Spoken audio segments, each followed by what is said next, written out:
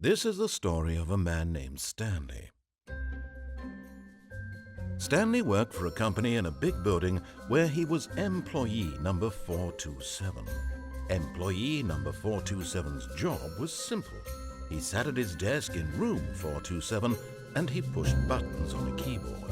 Orders came to him through a monitor on his desk, telling him what buttons to push, how long to push them, and in what order. This is what employee 427 did every day of every month of every year. And although others might have considered it soul-rending, Stanley relished every moment that the orders came in, as though he had been made exactly for this job. And Stanley was happy. And then one day, something very peculiar happened. Something that would forever change Stanley. Something he would never quite forget. He had been at his desk for nearly an hour when he realized that not one single order had arrived on the monitor for him to follow. No one had showed up to give him instructions, call a meeting, or even say hi. Never in all his years at the company had this happened, this complete isolation. Something was very clearly wrong. Shocked, frozen solid, Stanley found himself unable to move for the longest time.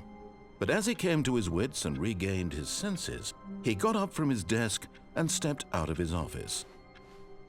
All of his co-workers were gone. What could it mean? Stanley decided to go to the meeting room. Perhaps he had simply missed a memo.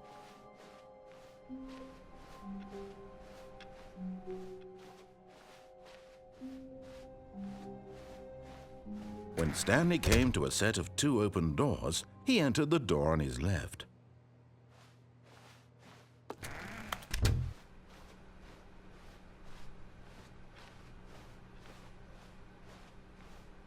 Yet there was not a single person here either. Feeling a wave of disbelief, Stanley decided to go up to his boss's office, hoping he might find an answer there.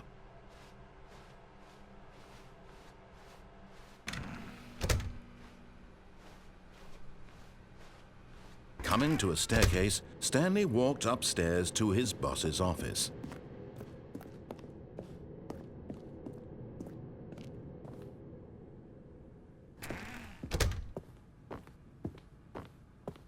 Stepping into his manager's office, Stanley was once again stunned to discover not an indication of any human life. Shocked, unraveled, Stanley wondered in disbelief who orchestrated this, what dark secret was being held from him.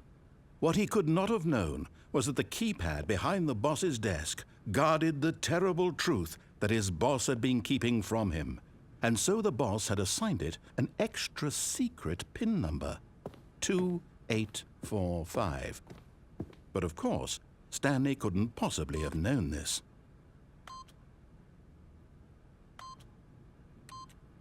Yet incredibly, by simply pushing random buttons on the keypad, Stanley happened to input the correct code by sheer luck. Amazing. He stepped into the newly opened passageway.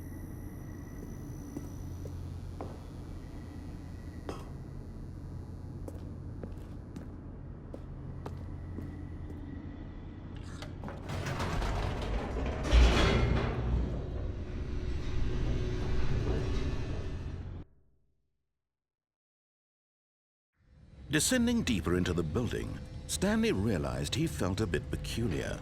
It was a stirring of emotion in his chest, as though he felt more free to think for himself, to question the nature of his job. Why did he feel this now, when for years it had never occurred to him? This question would not go unanswered for long. Stanley walked straight ahead through the large door that read Mind Control Facility.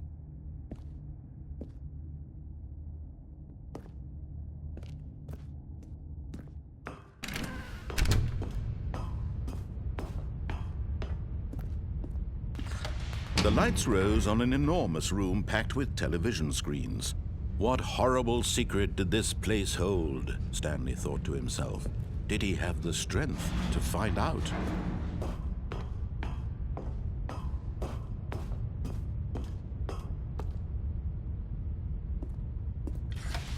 Now the monitors jumped to life, their true nature revealed.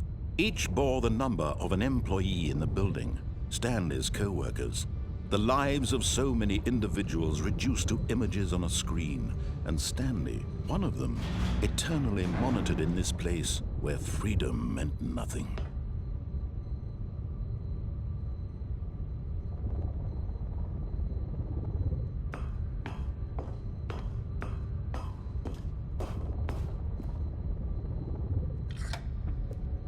This mind control facility, it was too horrible to believe. It couldn't be true. Had Stanley really been under someone's control all this time? Was this the only reason he was happy with his boring job? That his emotions had been manipulated to accept it blindly? No, he refused to believe it. He couldn't accept it. His own life in someone else's control? Never! It was unthinkable, wasn't it? Was it even possible?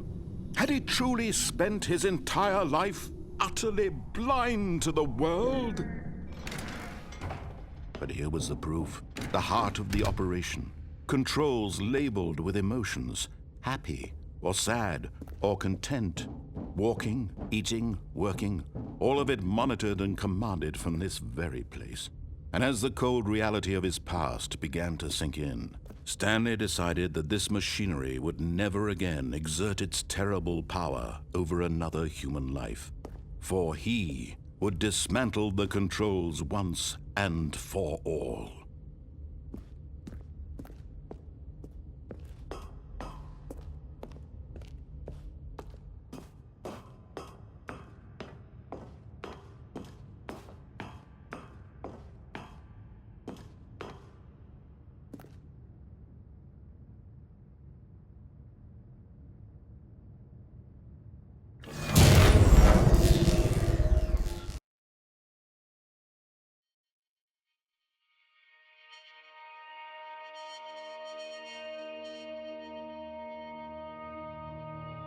Blackness, and a rising chill of uncertainty.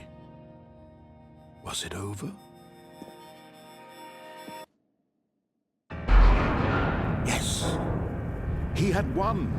He had defeated the machine, unshackled himself from someone else's command. Freedom was mere moments away. And yet, even as the immense door slowly opened, Stanley reflected on how many puzzles still lay unsolved. Where had his co-workers gone? How had he been freed from the machine's grasp? What other mysteries did this strange building hold? But as sunlight streamed into the chamber, he realized none of this mattered to him, for it was not knowledge or even power that he had been seeking, but happiness.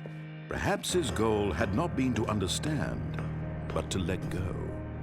No longer would anyone tell him where to go, what to do, or how to feel. Whatever life he lives, it will be his. And that was all he needed to know. It was perhaps the only thing worth knowing. Stanley stepped through the open door.